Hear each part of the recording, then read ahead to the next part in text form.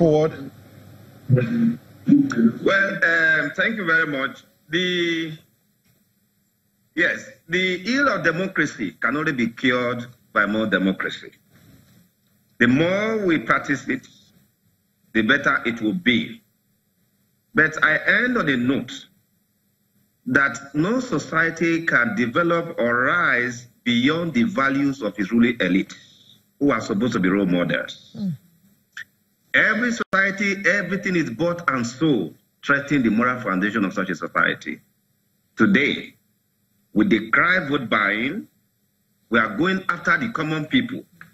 But if you look at what is going on right now, in dollars, in pound sterling, by the very elite who have been shouting on INEC, you could see the moral contradiction in our society. Finally, you can see that just mere nomination, ordinary nomination of just one candidate or three candidates in a state, this is what is causing problem everywhere in Nigeria. The killings going on. So when they keep talking, making noise everywhere, INEC will conduct election for 360 federal constituency, 109 senatorial constituency in Nigeria. In one day, 991, and the result will be ready within 18 hours. It's not appreciated. Look, Alero. Yes. But Mike,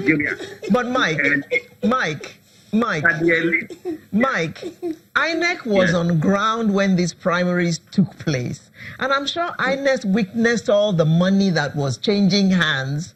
And what did INEC do about it? Good question. In election management, there are boundaries of responsibility and accountability in that process. It's section 118 of the Electoral Act had been violated by the elite and all that. Where are the security agencies? That is the job of security agencies. INEC is not asked to go to the field to be doing that. But can't INEC report? No. Yeah? Can't INEC report?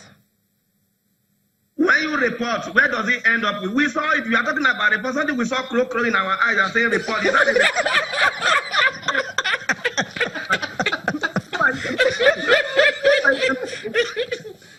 in any case, Alero, let me just make this final point. This is very final point, very significant. Okay. You all know that 1 year ago, in January, the Independent National Electoral Commission unveiled the timetable and schedule for elections. Political parties were supposed to kick off the nomination process on the 17th of August, a period of 7 weeks or 50 days. Why did all of them? They kept shifting, and they boxed all of them to a corner in the 11th hour. In midnight, they will be calling out they want to do primary. In the night, look, if you decide to go to Igbo forest to go and contact a marriage, you will have Igbo spirit as your in-laws.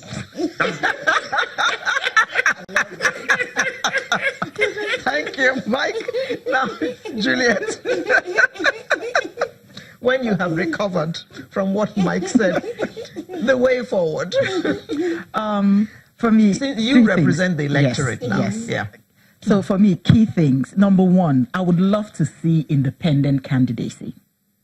I think it would help a lot because having 91 or 97. That's not an electoral act, is it? No, it's not. It's not. Okay. Yeah.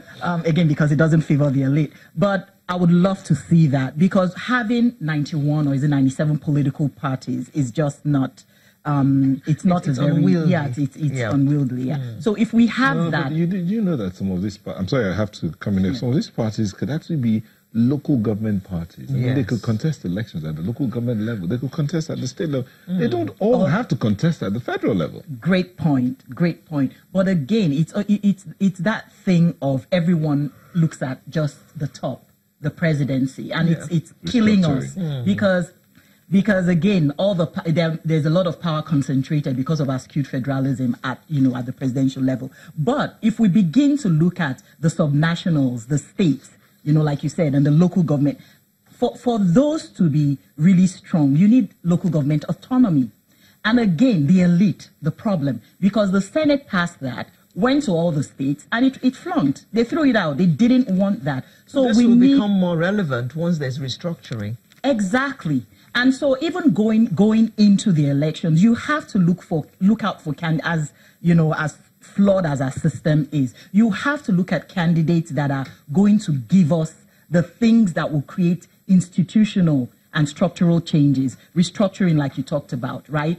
So those are key issues. The current administration had promised devolution of power. They came in and they jettisoned it. They just threw it out of the window. So we know where they're at. And I love that the president was very upfront to say he's not pro-restructuring, right? And he's thinking more processes. But if you know that this nation needs a change in structure, then be looking out for candidates that are offering that, and find ways to hold people accountable. We don't have accountability. That's the second thing. So we need to, number one, get youth, like I said earlier, to join political parties. You have to be part of the process. And reform of the police is important. If you don't reform the police and the judiciary, people can be on that line on camera and be given $1,000, $2,000, $5,000, and nothing is done about it. The difference between Nigeria and, say, America or Canada or, all those places that we like to compare ourselves to is accountability. Yeah. If we don't have accountability, nothing will change. And if you do the crime, you do the time. And then we change things. So my final message is to the Nigerian youth, as always, because I just feel they are the present and they're the future. Unfortunately, we have 70-something-year-olds, as the candidates for the two major political parties. Geriatric. However, we have other parties that are fielding younger candidates, not just age, because I'm not a believer that it's all about age, but competence. Right? People that have the capacity, that have the character, that have the view, the paradigm shift that we need, the vision. Yeah. So do not be afraid to dare to vote differently. Don't think that you're limited to just two options. Okay. Let's start now to build something new. Juliet Kego, social entrepreneur, thank you very much.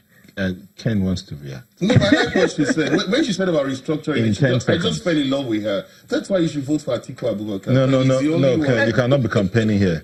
I knew you were going to say that. We're sending you an invoice for that. I know you're going to say that. But he's the only candidate that starts the other side of it. I come from the Niger Delta, for example. I was a commissioner for Desto Padec, the Delta State Oil Producing Mineral Development areas. That's oil producing areas. And I know how painful it was for me that I had only 4% of the 13% derivation that did come to the state to take care of the Ndokwa area. If we're talking of restructuring today, I would not have been in the position I had. We will not be talking about what we are talking about. And what we are having in terms of vote buying will not take place. You had 16.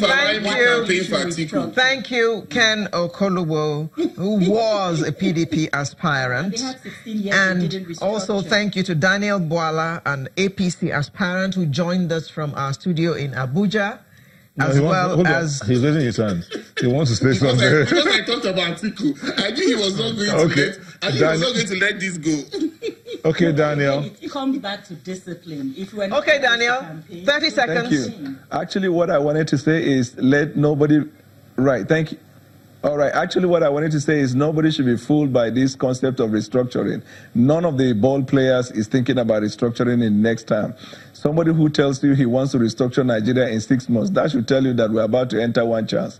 Restructuring is a fundamental Thank you, Daniel Bwala. Fundamental amendment of Daniel the joined us from our studio in Abuja, and we also had the Akwa Ibom Rec, Mr. Mike Igini, who joined us via Skype. Thank you all very much for coming to share your insights with us this morning. It's always my pleasure. Sunrise will be back in just a moment with another interesting conversation. Do join us.